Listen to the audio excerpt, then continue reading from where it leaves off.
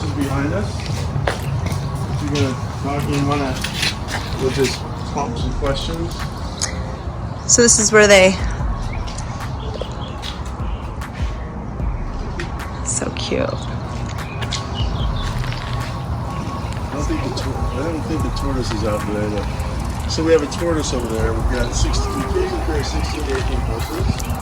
And then we have two goats over there and then the tortoise. The tortoise, during summer school, our 35th ride here. And we serve about 150 clients a week at peak. And we need to do 200 volunteers a week. So all that networking comes together for services in recreational riding, and then we do a thing called hippotherapy, which is PTOT and speech therapists. Use that three-dimensional movement, that force, to facilitate whatever goals they're working on. And then we have our mental health programs. And this year actually it's our third year, but this year we expanded traffic youth program. So we work with 3 agencies on campus, and we serve about 7 to 8 young ladies a week.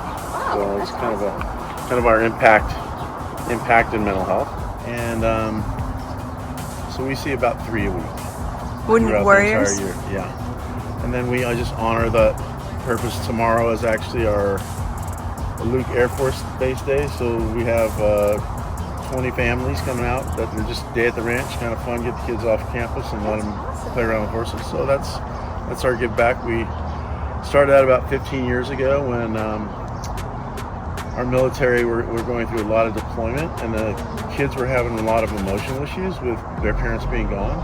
So we kind of brought them all together and a day at the ranch, and we kind of continued that vision since then. So here at the Horse Club, we usually carry 16 to 18 horses on site. It's not like a normal barn. It's very eclectic. So we serve 53 different disabilities. So we have to have lots of different conformation movements. So we have big ones, fat ones, short ones, small ones, bouncy ones, prancy ones, gaited horses. There's all kinds of them. And we use that to match the different conformations of movement that we serve. Let's see.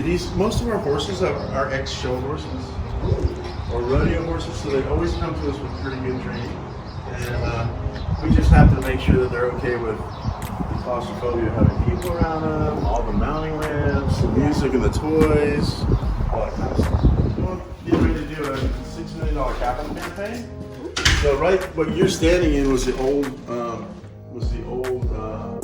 structure for all the pool equipment. Wow. Kind of weird, huh? So we gutted it. We made a feed room out of one side, and then this is our.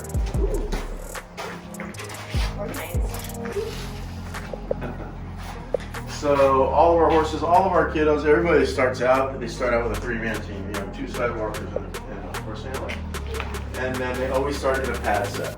Because we put them on that horse, we want them to work on their core, spatial awareness, all that kind of stuff. So once they start to improve their skills, then the idea is they become independent riders at some point in time, and maybe forever, who knows, on their timeline.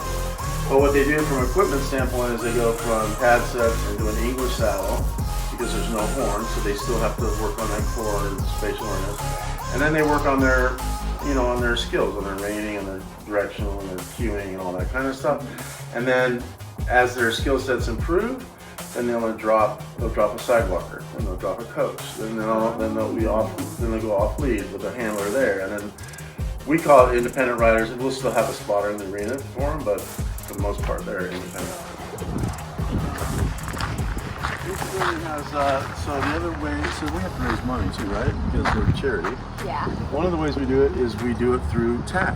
So people donate their used TAC, and we have a little TAC store called TAC's Fifth Avenue, and we open it once a month. And last year the volunteers managed it, and they raised like $10,000. Wow. So the therapists wanted to integrate some herbs, so they began to introduce those for sensory integration for a lot of kids.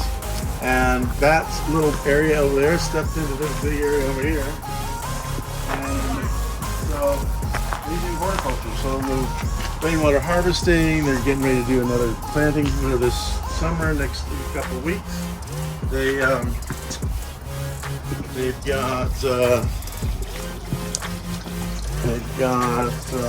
they learn how to do here, and they learn how to do aquaponics. Wow. So this tilapia, they poop in the water, they eat the food, stuff goes into the. This is just a regular clay bed. The clay beads just hold the integrity of the roots, and then the plants grow from there. So That's a lot of stuff. that whole room is this girl was from Bolivia, and she was riding Dean, who we just retired. He's the last Olympian that we retired. Mr. P is a world champion dressage horse, and that was the American rider, and that's the American coach for the world games. So it was just fun to be out there with all those people. That's so cool. Cool. Except they didn't like the traffic. Yeah.